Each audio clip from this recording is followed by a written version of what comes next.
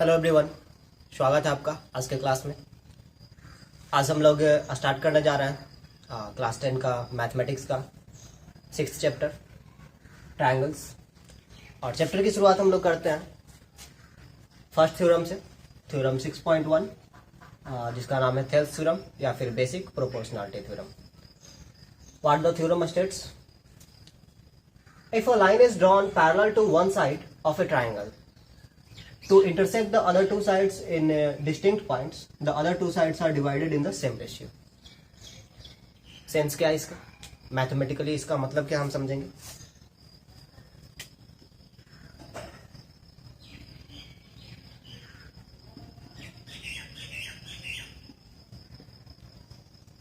If a line is drawn parallel to one side of a triangle, पहले एक triangle लीजिए,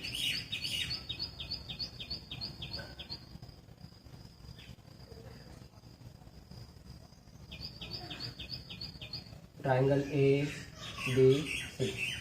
यदि एक लाइन इस ट्रायंगल के किसी एक साइड के पैरेलल ड्रॉ किया जाए to intersect the other two sides in distinct points, ताकि वो बाकी दो साइड्स को दो अलग अलग पॉइंट्स पे इंटरसेक्ट करे। चलिए मैं बीसी के पैरेलल एक लाइन ड्रॉ करता हूं जो कि बाकी दो साइड यानी ए बी और ए सी को दो अलग अलग पॉइंट पे इंटरसेक्ट करे। ड्रॉ करने के लिए यहां भी पैरेलल ड्रॉ किया जा सकता था, लेकिन यहाँ ए बी और ए सी को सिर्फ एक ही पॉइंट पे इंटरसेक्ट कर रहा ए पर, राइट। हमें एक ऐसा लाइन ड्रॉ करना है जो कि ए बी और ए सी को अलग अलग पॉइंट्स पे इंटरसेक्ट करे। चलिए ये रहा एक लाइन हमने ड्रॉ किया डी ई जो कि बी सी के पैरेलल है और ए बी को पॉइंट डी पे इंटरसेक्ट करता है और ए सी को पॉइंट ई पर इंटरसेक्ट करता है। The other two sides are divided in the same ratio according to the Thales theorem. जो बाकी दो साइड्स हैं यानी ए बी और ए सी वो सेम रेशियो में डिवाइड हो जाते हैं। कहने का मतलब in triangle A B C if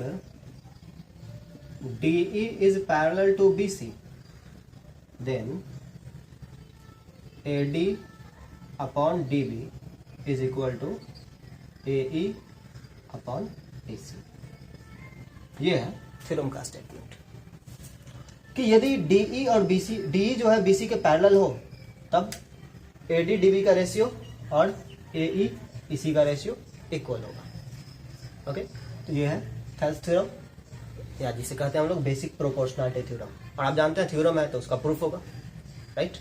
तो इसका प्रूफ क्या है, तो देखिए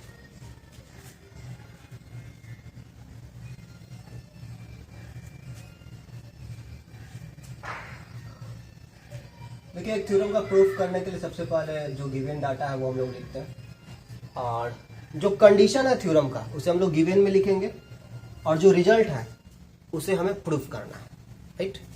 तो कंडीशन क्या है, डीई पैरेलल बीसी एक ट्रायंगल है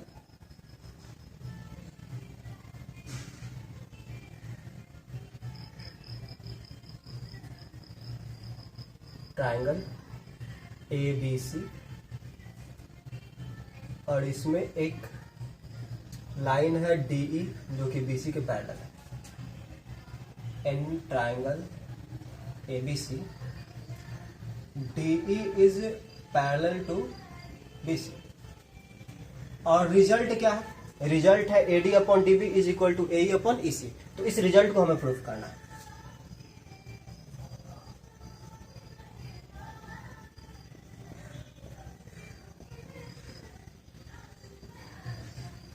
देखिए ज्योमेट्री में कुछ क्वेश्चंस आप लोग खुद से प्रूव कर सकते हैं और कुछ क्वेश्चंस जैसे कि ये थेल्स थ्योरम है ये कुछ स्पेसिफिक है जिन्हें आपको सीखना होता है। ओके, थेल्स ने इस स्टेटमेंट को प्रूव किया है। ओके, तो जिस तरीके से उन्होंने प्रूव किया है उस तरीके को आपको सीखना होगा, ठीक है। हाँ, और बाकी के जो क्वेश्चंस होते हैं उन क्वेश्चंस को आप लोग खुद से प्रूव कर सकते हैं। ओके, ज्योमेट्री में क्वेश्चंस को सॉल्व करने के लिए कभी कभी क्वेश्चंस जो है गिवन डाटा से और कुछ थ्योरम जो आप लोग जानते हैं उसके हेल्प से सॉल्व हो जाता है, मतलब प्रूफ हो जाया करता है। और कभी कभी जो है आपको कंस्ट्रक्शन करना होता है। तो थेल्स थ्योरम को प्रूफ करने के लिए भी आपको कंस्ट्रक्शन करने की जरूरत होगी। ओके, यहाँ पर एक ट्रायंगल है ए डी ई जिसका बेस हुआ AD, ठीक है। एक ट्राइंगल हम लोग कंसीडर कर रहे हैं, ट्राइंगल ADE, और उसका बेस हम लोग कंसीडर कर रहे हैं AD, ठीक है। तो यदि ट्राइंगल AD का बेस है, यदि ट्राइंगल ADE का बेस है AD, तो उसका परपेंडिकुलर क्या होगा? परपेंडिकुलर बेस AD पर हमें ड्रॉ करना होगा, तो हमने ड्रॉ कर लिया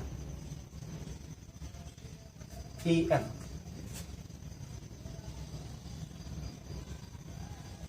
ओके, ट्राइंगल ADE में यदि हम लोग AD को बेस एज्यूम करें, ओके, तब उस केस में ये EM जो मैंने ड्रॉ किया है ये परपेंडिकुलर हुआ किसके कोरस्पॉन्डिंग? बेस AD के कोरस्पॉन्डिंग। ओके, अब यहां पर एक और ट्राइंगल आप कंसीडर कीजिए, ट्राइंगल BDE। ये था नहीं, हमने कंस्ट्रक्ट किया। एक और ट्राइंगल आप कंसीडर कीजिए, ट्राइंगल BDE, ठीक है। ट्राइंगल BDE में आप BD को बेस एज्यूम कीजिए, ट्राइंगल BDE में BD को बेस एज्यूम कीजिए, तब इसके कोरस्पॉन्डिंग हाइट क्या होगा, एल्टीट्यूड क्या होगा, या परपेंडिकुलर क्या होगा? तो देखिए मैं यहाँ पे रफ में बनाता हूं, ट्राइंगल BDE, इसमें BD जो है वो बेस है, तो क्लियर है। ये जो है एक ऑब्ट्यूज ट्राइंगल है, और BD पर यदि आप एल्टीट्यूड चाहते हैं तो आपको BD को, ये चूंकि 90 डिग्री से ज़्यादा है, ग्रेटर देन 90 डिग्री है, ये जो एंगल है 90 डिग्री से ज़्यादा है, तो आपको BD को इधर प्रोड्यूस करना होगा। और जरा सोचिए, इस BD को जब आप प्रोड्यूस करेंगे तो किधर जाएंगे? एक ही ओर जाएंगे ना। तो BD को प्रोड्यूस करते हुए हम लोग जा रहे हैं एक ही ओर, राइट। और यहां पर जो है आप परपेंडिकुलर ड्रॉ कर सकते हैं, तो क्लियर है कि ये परपेंडिकुलर कुछ और नहीं EM ही है। क्या पता चला आपको? ये कि ट्राइंगल ADE में, ट्राइंगल ADE में AD का कोरस्पॉन्डिंग एल्टीट्यूड EM है, और ट्राइंगल BDE में BD का कोरस्पॉन्डिंग एल्टीट्यूड EM है। मीन्स ट्राइंगल ADE और ट्राइंगल BDE दोनों का एक कॉमन एल्टीट्यूड है, राइट। अब आगे आइए, अब हम लोग फिर से ट्राइंगल ADE में आते हैं और यहां पर AE को बेस बनाते हैं। अब इस बार AE को बेस बनाइए और एल्टीट्यूड ड्रॉ कीजिए। AE को बेस बना के हमने एल्टीट्यूड ड्रॉ किया, DN perpendicular to AE, right. Any problem? और फिर एक और ट्राइंगल यहां आप कंसीडर कीजिए, triangle CED। Again triangle CED भी ऑब्ट्यूज ट्राइंगल है, और इसमें आप CE को बेस यदि एज्यूम कर रहे हैं, ठीक है, तो इसका एल्टीट्यूड तब आपको मिलेगा जब आप CE को प्रोड्यूस करेंगे, और CE को प्रोड्यूस करके जब आप एल्टीट्यूड ड्रॉ करेंगे तो आपको क्या मिलेगा? एल्टीट्यूड DN मिलेगा, राइट। मैं यहां फिर से बनाकर दिखा देता हूं, DAC।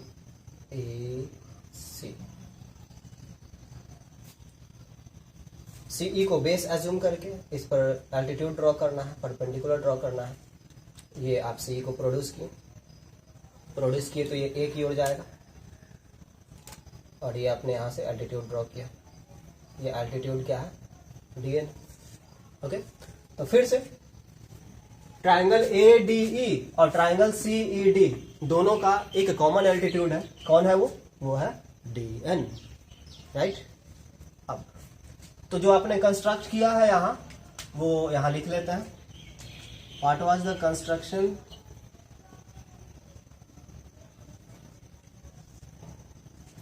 First drawn EM perpendicular to, क्या लिखें? AD लिखें? नहीं, AD क्यों लिखेंगे? ये BD के भी परपेंडिकुलर है, AD के भी परपेंडिकुलर है। अब सीधा सीधा लिखिए AB, राइट, क्योंकि ये AD के भी परपेंडिकुलर है और BD के भी परपेंडिकुलर है। EM perpendicular AB and DN perpendicular AC। और दूसरा ज्वाइंट बी को ज्वाइन किए और सी डी को ज्वाइन किए, B E and C D. तो ये दो कंस्ट्रक्शन थे। अब प्रूफ सबूत पेश किया जाए, है ना।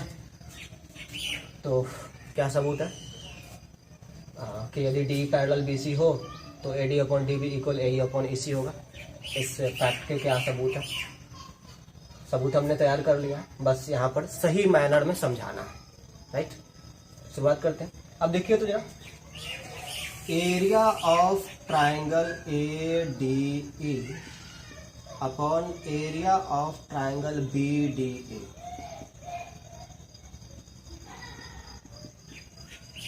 ट्राइंगल एडीई का एरिया क्या होगा? ट्राइंगल एडीई का area 1/2 base AD into height EM. Triangle ADE के लिए area 1/2 base into height, 1/2 base AD into height EM. और ट्राइंगल बीडीई के लिए 1/2 base DB into height EM, base BD और इसका भी हाइट है ईएम। ओके, तो यहां से आपको मिला ए डी अपॉन डी, ये इक्वेशन 1 रहा।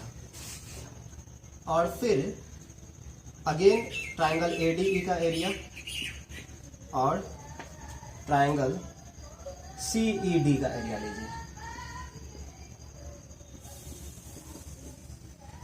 1/2। इस बार एडीई का बेस एई को बनाएंगे, एई, और हाइट हो गया उसके कॉरेस्पॉन्डिंग डीएन, राइट। यदि आप एई को बेस बनाते हैं तो उसके कॉरेस्पॉन्डिंग जो अल्टीट्यूड है वो है डीएन।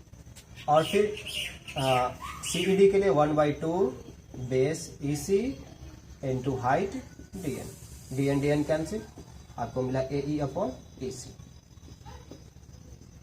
ये रहा इक्वेशन 2। अब आप जरा ध्यान से जरा गौर करके ट्राइंगल बीडीई और ट्राइंगल सीईडी को देखिए।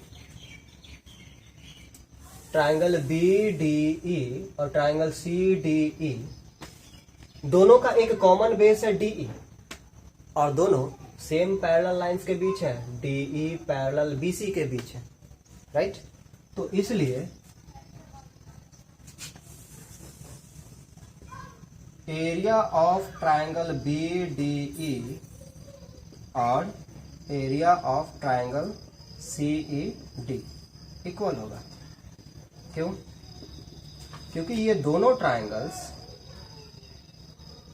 एक कॉमन बेस पर है, एक सेम बेस पर है, और बिटवीन सेम पैरेलल लाइंस के बीच है। ओके, बीडीई और सीईडी दोनों डीई पैरेलल बीसी के बीच है, और दोनों के पास एक कॉमन बेस है डीई, इसलिए इन दोनों का एरिया इक्वल होगा। तो आप देखिए तो एडीई का एरिया इक्वल, बीडीई और सीईडी का एरिया भी इक्वल। तो इक्वेशन 1 और इक्वेशन 2 दोनों का एलएचएस एक दूसरे के इक्वल है। अब यदि दोनों का एलएचएस एक दूसरे के इक्वल है तो दोनों का आरएचएस भी एक दूसरे के इक्वल होगा। तो इक्वेशन 1 और 2 के हेल्प से आप लिख सकते हैं एडी मतलब दोनों का RHS, AD upon DB is equal to AE upon EC. ये थेल्स थ्योरम प्रूफ हो गया। ओके, तो ये था इस चैप्टर का फर्स्ट थ्योरम, थेल्स थ्योरम, या फिर जिसे हम लोग कहते हैं बेसिक प्रोपोर्शनलिटी थ्योरम। ओके, अब एक और थ्योरम आज की क्लास में हम लोग पढ़ेंगे, converse of Thales theorem. Okay, और उसके बाद जो है इस चैप्टर के कुछ क्वेश्चंस, कुछ सैंपल प्रॉब्लम्स जो है मैं बताऊंगा। Okay,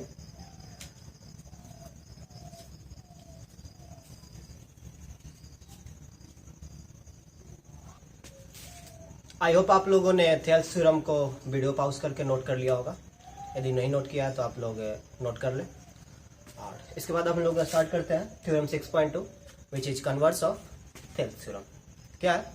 if a line divides any two sides of a triangle in the same ratio then the line is parallel to the third side. क्या कहना क्या चाहते हैं?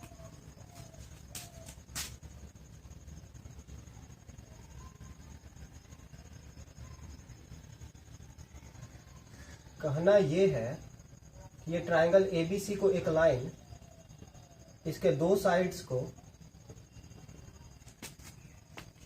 दो साइड AB और AC को पॉइंट्स D और E पर इंटरसेक्ट करता है इस तरीके से, ताकि ये दोनों साइड को सेम रेशियो में डिवाइड करता है। मतलब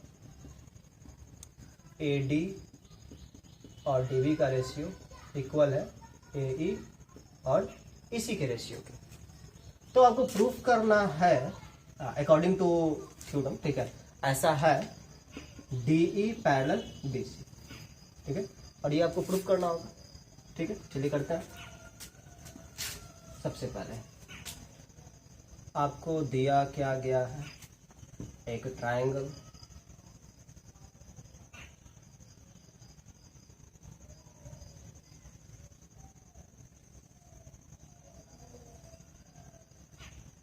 ABC,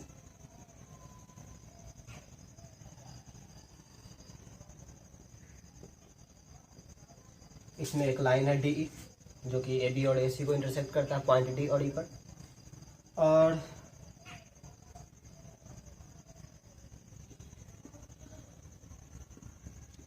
AD DB का रेशियो इक्वल है AE EC के रेशियो के। तो आपको प्रूफ करना है DE पैरेलल BC।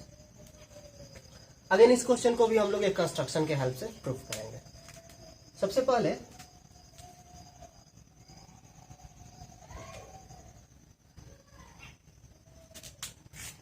एक लाइन ड्रॉ करते हैं आर्बिट्रेरीली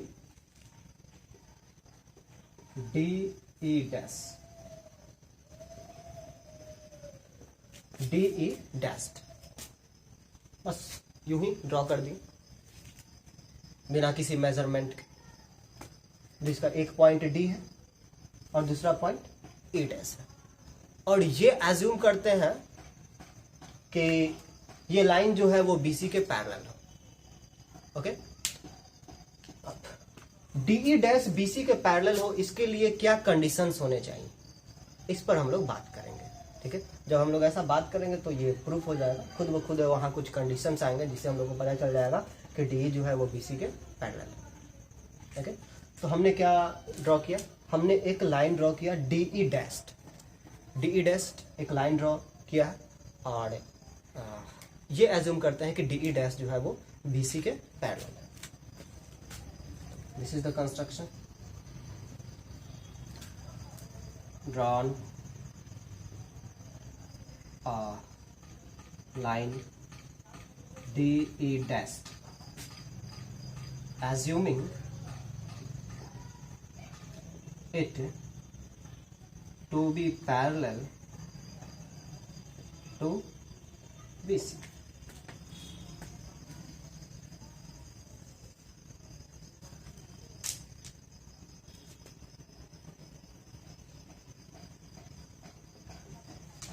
सबूत पेश कीजिए।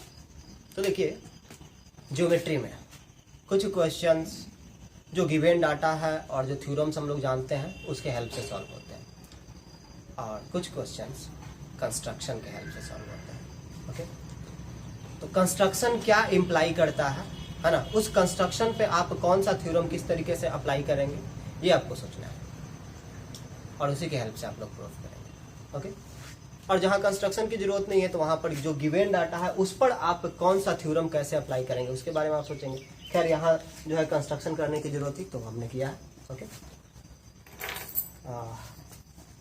तो कंस्ट्रक्शन क्या था, DE डैश BC के पैरेलल है, DE dash in triangle ABC DE dash is parallel to BC।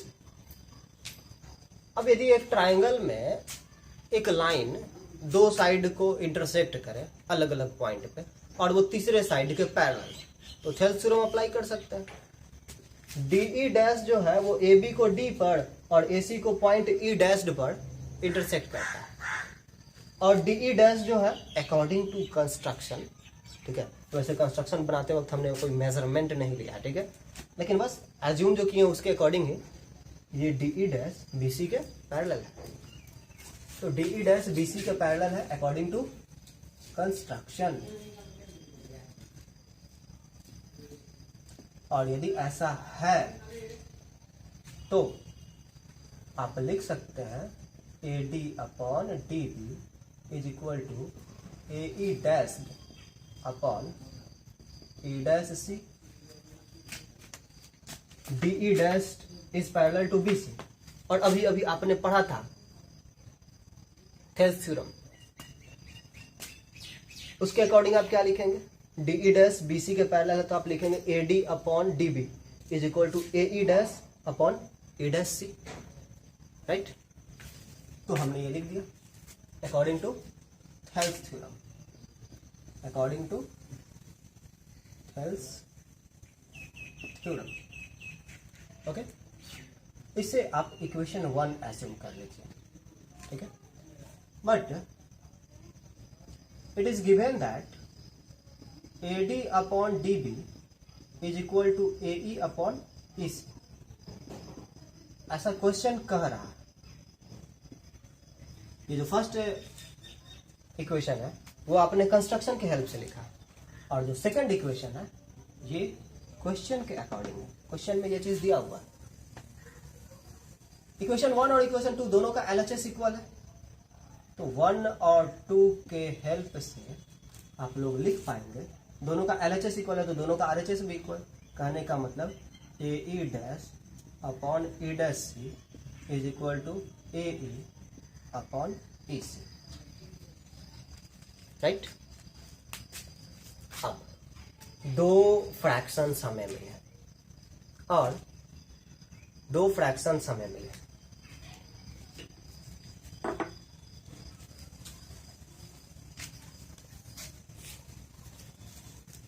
और दोनों के नंबरेटर भी डिफरेंट है और दोनों के डिनोमिनेटर भी डिफरेंट है। तो नंबरेटर और डिनोमिनेटर का कंपैरिजन करने में हमें नहीं बन रहा कि किसका नंबरेटर बड़ा है और किसका नंबरेटर छोटा है, या फिर दोनों के नंबरेटर्स इक्वल है या नहीं, ये कंपैरिजन करने में हमें नहीं बन रहा। तो दोनों के डिनोमिनेटर को या फिर दोनों के नंबरेटर को हम लोग कोशिश करेंगे कि वो दोनों इक्वल हो जाए, कोई एक, राइट। इस कोशिश में मैं सबसे पहले ये तरीका आप लोग भी सीखेंगे, ठीक है, क्योंकि क्वेश्चन बनाते वक्त ये आपको काफी हेल्प करेगा। सबसे पहले मैं इसके डिनोमिनेटर को जो है इक्वल करना चाहता हूँ, ठीक है। और इसके लिए मैं सबसे पहले इन दोनों का रेसिप्रोकल लेता हूँ, ठीक है। यदि LHS और RHS दोनों का इनवर्स ले लिया जाए तो इक्वेशन पर कोई फर्क नहीं पड़ेगा। E dash C upon AE dash is equal to EC upon AE, ऐसा लिखा जा सकता है। LHS का भी रेसिप्रोकल कर दिया और RHS का भी, तो इक्वेशन पर कोई फर्क नहीं पड़ेगा। और अब आप LHS RHS दोनों में 1 ऐड कर दीजिए। ये तरीका आप लोग भी सीखेंगे, ओके, क्योंकि इस तरीका के हेल्प से आप लोग बहुत सारे क्वेश्चंस को सॉल्व कर पाएंगे। अब यहां एलसीएम है AE dash E dash C plus AE dash, यहां भी LCM AE EC plus A। अब आप लोग थोड़ा सा ज्योमेट्री पे ध्यान देंगे। AE डैश और E डैश C इन दोनों को ऐड किया जाए, ठीक है। AE डैश और E dash C, AE dash और E डैश C इन दोनों को ऐड करेंगे तो हमें मिल जाएगा AC, राइट। तो हमें मिला यहां पर AC अपॉन AE डैश, और फिर AE और EC को ऐड कीजिए। AE ये पूरा और EC इन दोनों को ऐड कीजिए तो फिर आपको क्या मिलेगा? AC ही मिलेगा। तो AE और EC को ऐड किए तो आपको मिला AC। आप फिर से इसका रेसिप्रोकल कीजिए। AE dash upon A C is equal to A E upon A C. दोनों का डिनोमिनेटर इक्वल है और इसलिए दोनों का नंबरेटर भी इक्वल होगा। A E dashed is equal to A E. Right, क्या समझ में आया? आपने एक कंस्ट्रक्शन किया था ये एज्यूम करते हुए कि डी ई डैश जो है वो बी सी के पैरेलल है। हाँ, मेजरमेंट वगैरह नहीं किया था, बस यूं ही आर्बिट्रेरी आपने ड्रॉ कर दिया था। ये कंडीशन क्या कहता है? आप जो ख्वाहिश रखते हैं कि D E dash D C के पैरेलल हो, यह तभी पॉसिबल है जब ए ई डैश ए ई के इक्वल हो। ओके, और ए ई डैश ए ई के इक्वल तब ना होगा जब आप ई डैश को उठा करके ई पर लाएंगे। यानी आप एक लाइन ड्रॉ करना चाहते हैं बीसी के parallel, line D E dash, बेशक कीजिए, हो जाएगा, लेकिन तब होगा जब आप ई डैश को ई पर रखेंगे। यानी ये तभी पॉसिबल है जब डी ई डैश कोइंसाइड हो जाए डी ई के साथ, या पॉइंट ई डैश कोइंसाइड होकर जाए पॉइंट ई के साथ। राइट, तो it is possible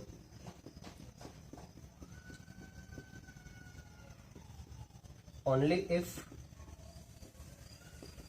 DE dash coincides with DE। क्या पॉसिबल हो जाएगा? यदि DE डैश DE के साथ कोइंसाइड कर जाए तो क्या पॉसिबल होगा? AE डैश और AE इक्वल हो जाएगा। AE डैश और AE इक्वल हो जाएगा तब क्या होगा? DE डैश BC के पैरेलल हो जाएगा। DE डैश BC के पैरेलल हो जाएगा और DE डैश खुद किराए के मकान में रह रहा है, यानी कि DE के ऊपर लाई कर रहा है। राइट, यदि DE डैश BC के पैरेलल है और DE डैश खुद DE के ऊपर लाई कर रहा है, तो इसका मतलब DE भी BC के पैरेलल है। Right, but DE dash is parallel to BC, therefore DE should also be parallel to BC। ये था आपका converse of Thales theorem, theorem 6.2। Okay, आप लोग इस थ्योरम को भी वीडियो पॉज करके नोट कर लेंगे। इसके बाद हम लोग एनसीईआरटी एक्सरसाइज 6.2 से कुछ क्वेश्चंस करते हैं। राइट,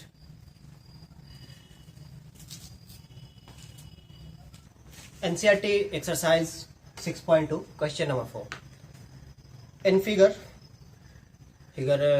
NCERT में फिगर 6.19 है, वैसे मैंने बोर्ड पे बना दिया है। In figure 6.19 DE is parallel to AC and DF is parallel to AE। Prove that BF upon FE equal BE upon PC। तो सबसे पहले क्वेश्चन में जो दिया हुआ है वो लिखते हैं और जो प्रूफ करना है वो लिखते हैं। It is given that DE is parallel to AC, DE is parallel to AC and DF parallel AE and DF parallel AE, and we have to prove that BF upon FE equals BE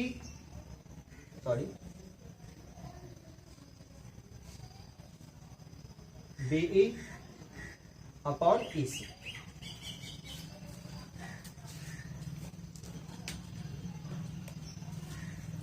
तो ऐसा question है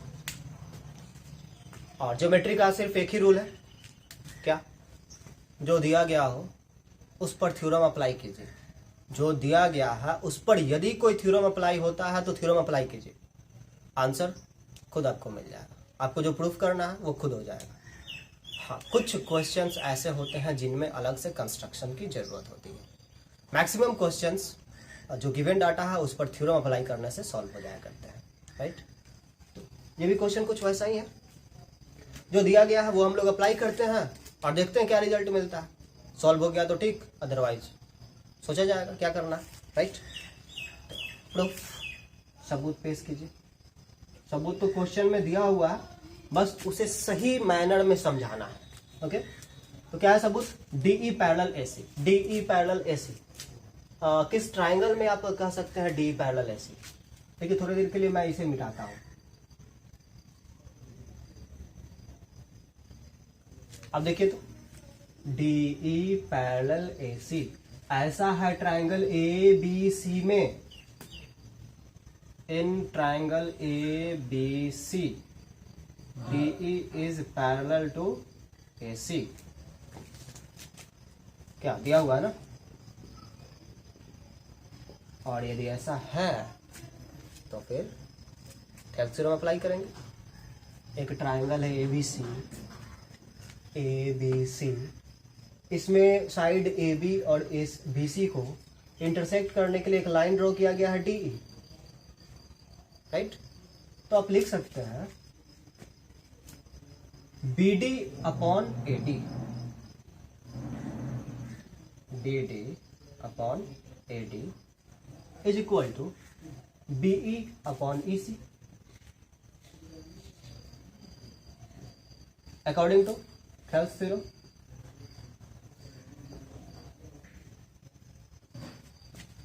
सोचिए, AC और DE parallel है। ये मैं मिटा देता हूं थोड़ी देर के लिए।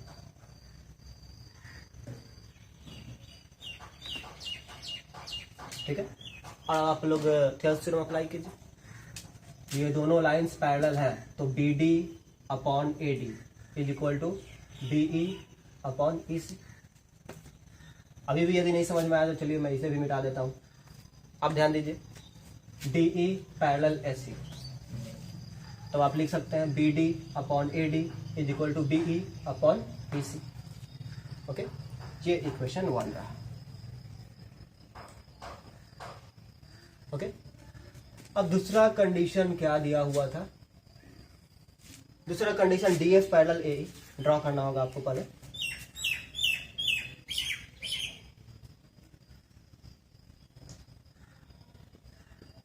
DF पैरेलल AE किस ट्राइंगल में है ये? चलिए बाकी को मिटा करके मैं दिखाता हूं।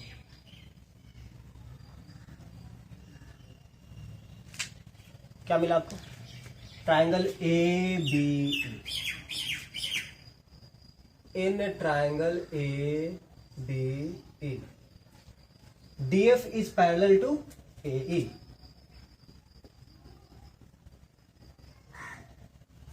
ओके,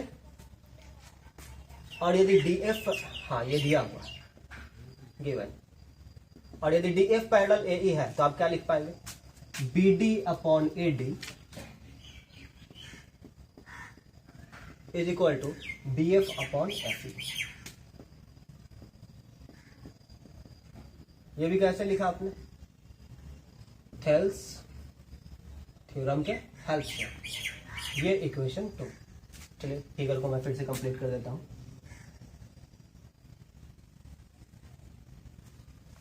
ओके, अब इक्वेशन 1 और इक्वेशन 2 को ध्यान से देखिए, दोनों पे गौर कीजिए, तो पता चलता है कि दोनों के LHS इक्वल हैं और इसलिए दोनों के RHS भी इक्वल होंगे। इक्वेशन 1 एंड इक्वेशन 2 दोनों के LHS इक्वल, इसलिए दोनों के RHS भी equal. Means BE upon EC is equal to BF upon FE। क्या यही प्रूफ करना था? हाँ, यही प्रूफ करना था। BF upon FE is equal to BE upon EC। यही प्रूफ करना था और ये हमने प्रूफ कर लिया। NCERT exercise 6.2 question number 3। In figure 6.18, if LM is parallel to CB and LN is parallel to CD, prove that AM upon AB is equal to AN upon AD। चलिए जो given है वो मैं लिखता हूं। Given that LM is parallel to CB and LN is parallel to CD, we have to prove that AM upon AB is equal to AN upon AB। ऐसा है question.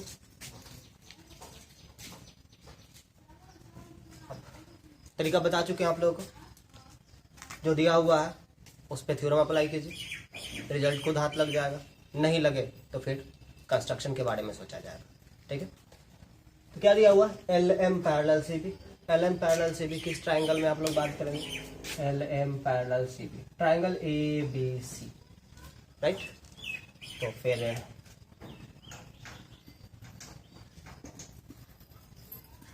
इन triangle ABC LM parallel CB ऐसा दिया हुआ है, और इसलिए आप लोग लिख सकते हैं AM upon B MB, AM upon MB is equal to AL upon LC। कैसे? ऐसा थेल्स थ्योरम कहता है, ऐसा थेल्स थ्योरम कहता है। ये इक्वेशन 1 रहा। ओके, उसके बाद क्या दिया हुआ क्वेश्चन में? LN पैरेलल CD किस ट्राइंगल में? Triangle ACD। In triangle ADC LN is parallel to CD। Okay, हाँ ये दिया हुआ, और इसलिए हम लोग लिख सकते हैं AN upon ND, AN upon ND is equal to AL upon LC। ये भी थेल्स थ्योरम के अकॉर्डिंग ये रहा इक्वेशन 2। इक्वेशन 1 और इक्वेशन 2 दोनों के RHS इक्वल हैं, इसलिए दोनों के LHS भी इक्वल होंगे। इक्वेशन 1 और इक्वेशन 2 से आप लोग लिख पाएंगे AM upon MB is equal to AN upon ND। यही प्रूफ करना था। जवाब है थोड़ा सा डिफरेंस है। AM अपॉन AB चाहिए, MB नहीं चाहिए। इस MB को फुल लेंथ में यानी AB में कन्वर्ट करना है, और यहाँ AN अपॉन ND चाहिए, है ना। AD नहीं, AN अपॉन AD चाहिए, ND नहीं चाहिए। यानी इस ND को फुल लेंथ में कन्वर्ट करना है। और कन्वर्ट्स ऑफ थेल्स थ्योरम आपको बताते समय मैंने ये तरीका बताया है, याद होगा आपको। चलिए मैं फिर से बताता हूँ। सबसे पहले किसे फुल लेंथ में कन्वर्ट करना, नंबरेटर को या डिनोमिनेटर को? नंबरेटर AM है, इसमें भी जो प्रूफ करना उसमें भी AM है और इसमें भी AM है। नंबरेटर को तो नहीं चेंज करना। डिनोमिनेटर यहाँ MB है, MB को कन्वर्ट करना है AB में, इस MB को कन्वर्ट करना है AB में।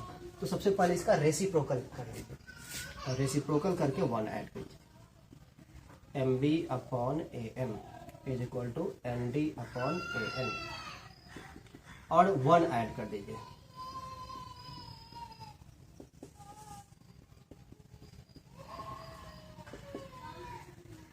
ओके, तो दोनों का रेसिप्रोकल किया गया और फिर दोनों तरफ ऐड कर दिया गया 1। अब आगे बढ़ते हैं। LCM AM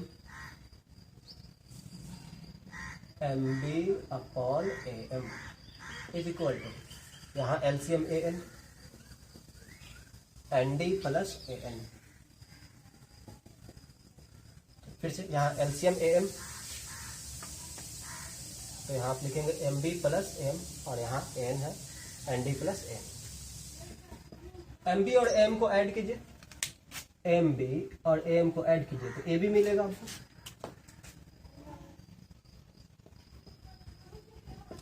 और फिर ND और AN को ऐड कीजिए तो AD मिलेगा आपको,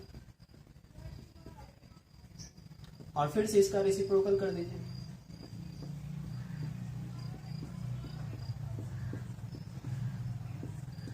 ये ना प्रूफ करना था। तो क्लियर होगा ये आपको। ये था question 3।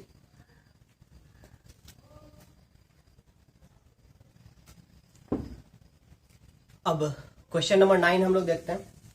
ABCD is a trapezium in which AB parallel DC and its diagonals intersect each other at the point O, so that AO upon BO is equal to CO upon DO।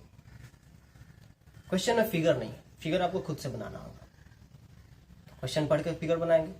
कहा जा रहा है ABCD is a trapezium in which AB is parallel to DC। अब इतना information को हम लोग उतारते हैं। Question 9, ABCD is a trapezium, AB parallel DC।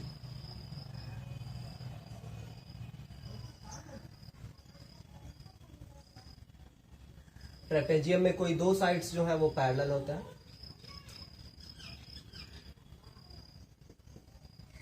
तो हमने एक ट्रेपेजियम बना लिया है जिसमें AB और DC पैरेलल है।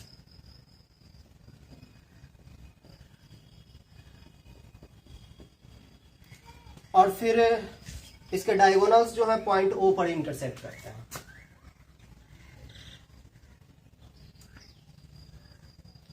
इसके डायगोनल्स पॉइंट O पर इंटरसेक्ट करते हैं।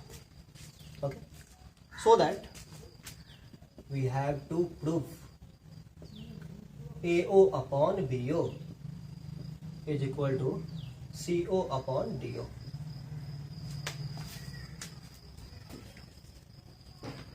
इस चैप्टर में आपने पढ़ा थेल्स थ्योरम, जो कि अप्लाई होता है ट्रायंगल, और तब अप्लाई होता है जब किसी एक साइड के पैरेलल एक लाइन ड्रॉ किया गया हो जो बाकी के दो साइड्स को डिस्टिंक्ट पॉइंट्स पे इंटरसेक्ट करता हो।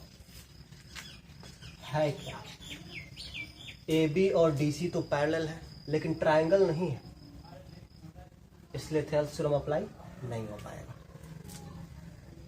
और जब नहीं अप्लाई हो पाए, जो गिवन डाटा है उस पर आपका थ्योरम अप्लाई ना हो पाए, तो आपको करने की जरूरत होती है कंस्ट्रक्शन।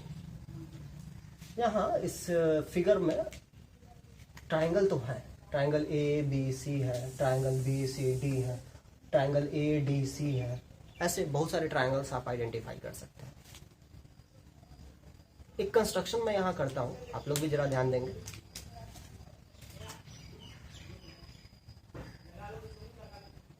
OM AB के पैरेलल मैंने ड्रॉ किया और CD AB के पैरेलल था। तो OM यदि मैंने AB के पैरेलल ड्रॉ किया तो OM जो है वो CD के भी पैरेलल हो जाएगा, राइट। तो ये रहा कंस्ट्रक्शन। क्यों किए ये आपको तुरंत पता चल जाएगा। Drawn OM parallel AB parallel CD। Okay, अब आप देखिए ट्रायंगल ABC में OM पैरेलल है AB और ट्रायंगल BCD में OM पैरेलल है CD। मिल तो गया। थेल्स थ्योरम इजीली अप्लाई कर सकते हैं, राइट। चलिए शुरू करते हैं।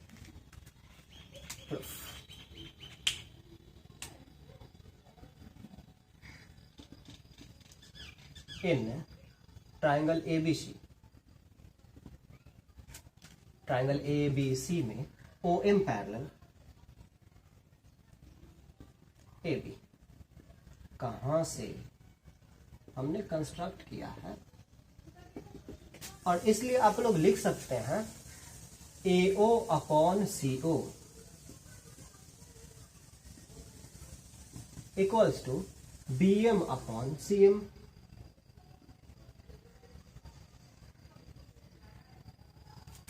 राइट, फिर से ऐसा भी लिख सकते थे CO upon AO is equal to CM upon BM, या फिर AO upon CO is equal to BM upon CM। दोनों सही है, रेशियोज हैं, बस सही तरीके से लिखना है। यदि आप यहाँ बॉटम से स्टार्ट करते हैं तो यहाँ भी आप बॉटम से स्टार्ट करेंगे, और यदि यहाँ आप टॉप से स्टार्ट करते हैं तो यहाँ भी टॉप से स्टार्ट करेंगे। यदि आपने लिया CO अपॉन AO तो यहाँ लेंगे CM अपॉन BM, और यदि आप यहाँ लेते हैं ऐसे AO अपॉन CO तो आप यहाँ से शुरू करेंगे BM अपॉन CM। ओके, तो ये इक्वेशन 1। और फिर एक और ट्रायंगल है BCD जिसमें कि OM पैरेलल CD है।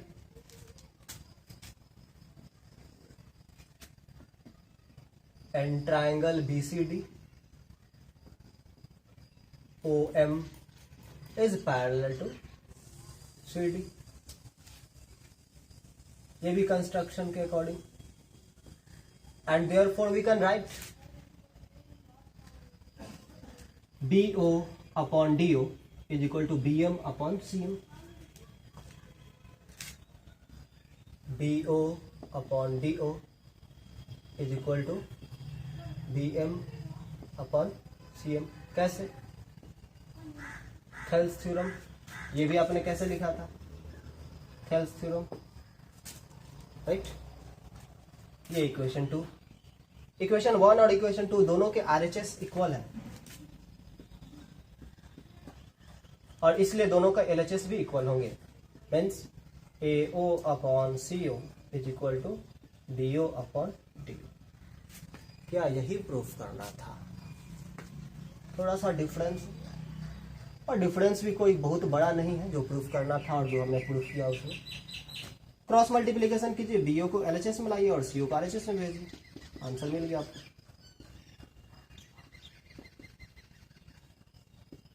तो ये था एक्सरसाइज 6.2 का क्वेश्चन नंबर 9.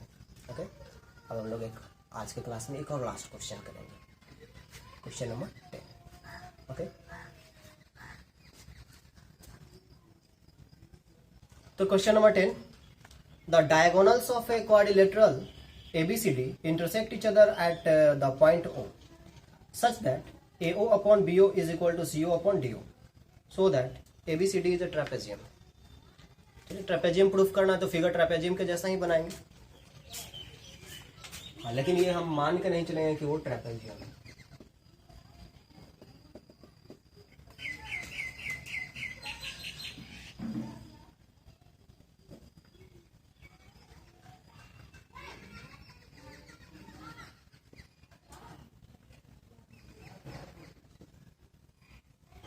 एक क्वाड्रिलेटरल है ABCD और इसके डायगोनल्स O पर इंटरसेक्ट करते हैं. इस तरीके से इंटरसेक्ट करते हैं ताकि AO upon BO is equal to CO upon DO. और हमें प्रूफ करना है कि ABCD एक ट्रेपेजियम है. ABCD एक ट्रेपेजियम, ये कब प्रूफ होगा? यदि हम प्रूफ कर दें कि AB और CD पैरेलल है, राइट. तो हमें प्रूफ करना है AB पैरेलल CD. ओके, इसके लिए हम लोग यूज करेंगे कन्वर्स ऑफ थेल्स थ्योरम का, लेकिन फिर भी यहाँ कंस्ट्रक्शन करना होगा क्योंकि वही ट्रायंगल और पैरेलल लाइंस की कमी है. ओके, तो अब AB और CD तो पैरेलल है नहीं, आप OM पैरेलल ड्रॉ कीजिए किसी एक के, या तो AB के या तो CD के. तो मैं यहाँ OM को एज्यूम कर लेता हूँ AB के parallel.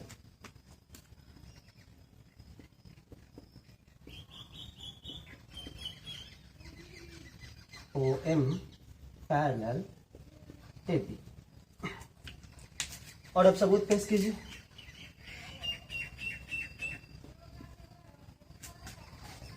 In triangle ABC OM is parallel to AB. OM AB के पैरेलल है. ओके, और इस कारण से, ये कंस्ट्रक्शन से मैंने लिखा, और इस कारण से आप लिख पाएंगे AO upon CO, AO upon CO is equal to BM upon CM.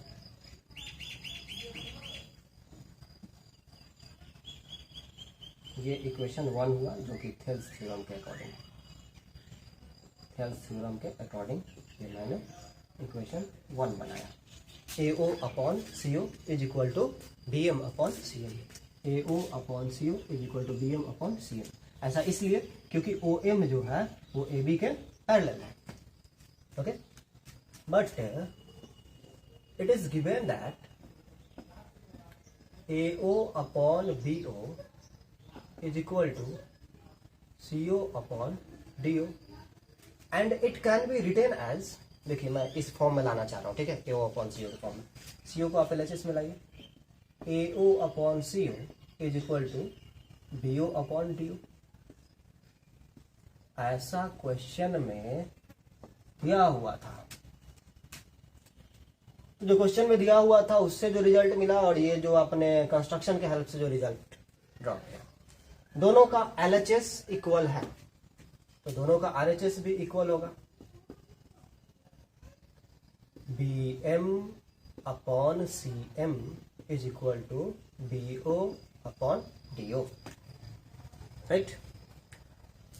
अब क्या, ये तो प्रूफ नहीं करना था। आप लोग भी ना हर बार यहीं आकर के सोचेंगे प्रूफ करना था, क्या प्रूफ करना था।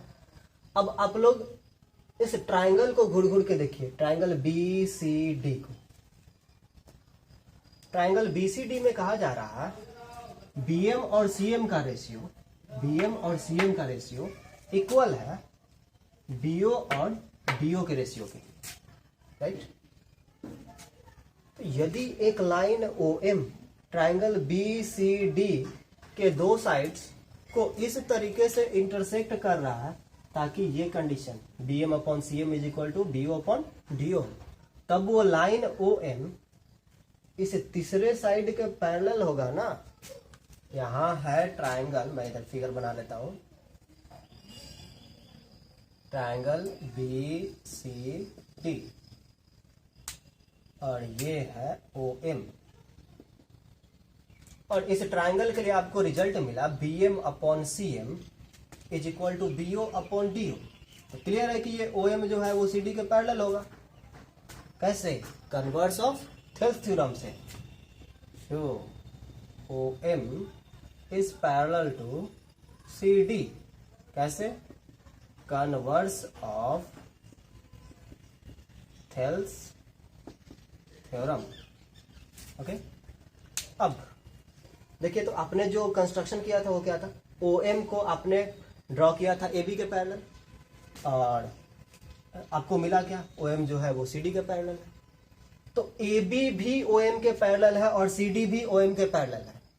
That means both AB and CD are parallel, therefore AB and CD are parallel, जो कि आपको प्रूफ करना था, ओके। तो ये एक्सरसाइज 6.2 का क्वेश्चन नंबर 10 है। आप लोग वीडियो पॉज करके इसे भी नोट कर लेंगे, ओके। तो आज के क्लास में हम लोग ने पढ़ा Thales theorem and converse of Thales theorem, ठीक है। नेक्स्ट क्लास में हम लोग सिमिलरिटी ऑफ ट्रायंगल्स पे बात करेंगे, ओके। आज के क्लास में इतना ही, थैंक यू।